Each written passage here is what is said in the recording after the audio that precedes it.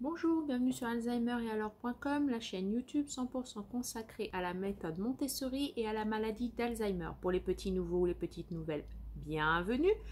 J'espère que le sujet de la semaine vous plaira car nous sommes jeudi et il y a une vidéo tous les jeudis. Pour les Montessoriens et Montessoriennes de cette chaîne, bienvenue aussi. Et pour ceux qui passeraient par là, si vous vous intéressez à la méthode Montessori pour les personnes atteintes de troubles cognitifs, notamment de la maladie d'Alzheimer, n'hésitez pas à vous abonner, nous sommes la chaîne qu'il vous faut. Alors le sujet de la semaine est le suivant. Est-il possible de rendre sa place à une personne vivant avec la maladie d'Alzheimer dans la communauté? À votre avis, oui ou non? Tic-tac, tic-tac. La réponse est oui. Alors, comment on fait ça?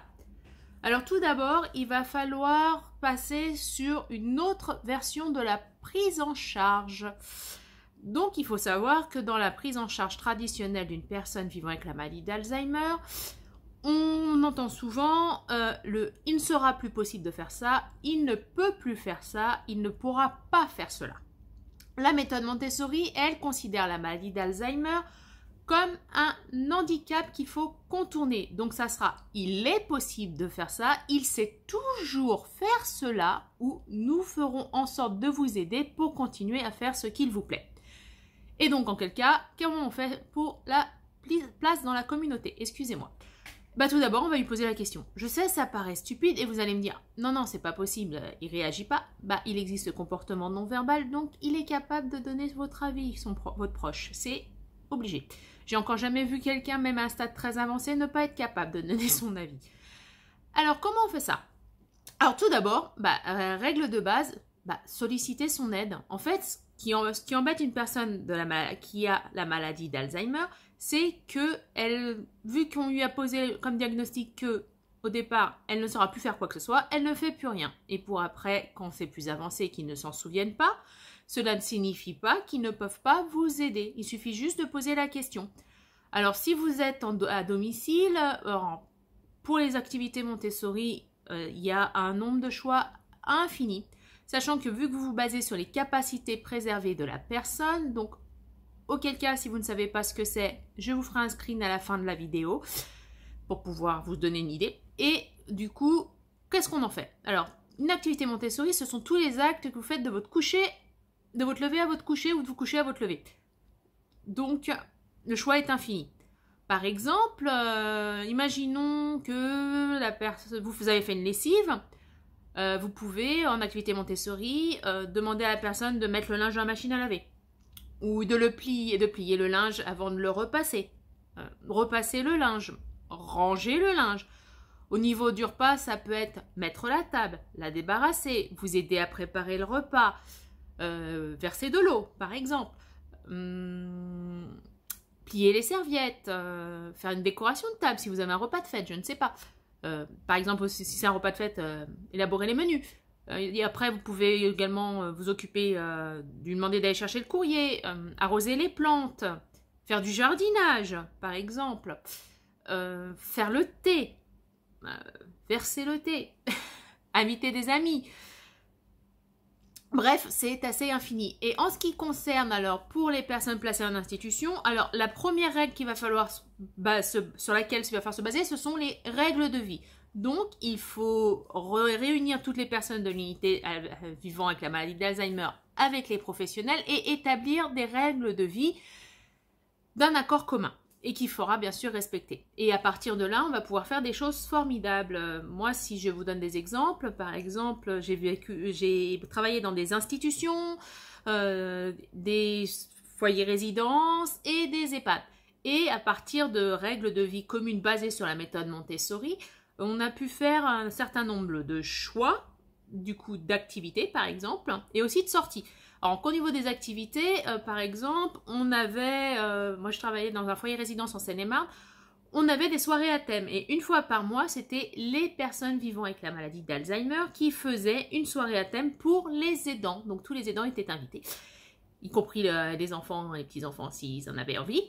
Et du coup, on a fait des soirées complètes, par exemple des soirées barbecue quand il faisait très beau, des soirées pour les tropicales, notamment une soirée antillaise, une soirée Hawaï, une soirée Cuba, On a fait des soirées films.